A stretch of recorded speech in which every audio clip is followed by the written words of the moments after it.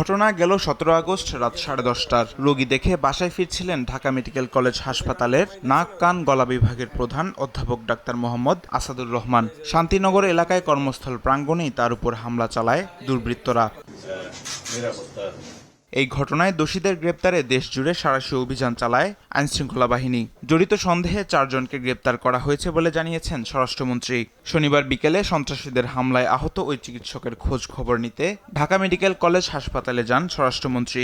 আমি পুলিশের এখানে একটু প্রশংসাই করি, তারা 48 ঘন্টার মধ্যেই যে মূল হোতা তাকে ধরতে পেরেছে।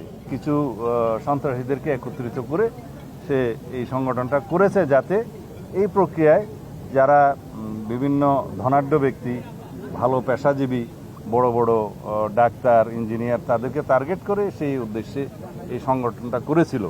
তা আমি মনে করি এগুলো নির্মূল হয়ে যাবে। চাঁদাবাজ সন্ত্রাসীদের দ্রুত আইনের আওতায় আনতে না পারলে আইনশৃঙ্খলা বাহিনীর বিরুদ্ধে ব্যবস্থা নেওয়ার হুঁশিয়ারিও দেন তিনি। যারা এরকম চাঁদাবাজ, চিহ্নিত সন্ত্রাসী, মাদক ব্যবসায়ী, তাদেরকে অতি শীঘ্র, আমি টাইম লিমিট দিচ্ছি না, অতি শীঘ্র যদি তাদেরকে আমরা হেফাজতে না নিতে পারি, আইনের আওতায় না আনতে পারি, তাহলে যারা যারা ব্যর্থ হবে তাদের বিরুদ্ধে ব্যবস্থা নেওয়া হবে। আমি শুধু চাঁদাবাজদের তালিকা করছি না, চাঁদাবাজদের সাথে যদি কোনো পুলিশ সদস্য জড়িত থাকে তাদের তালিকাও করছি।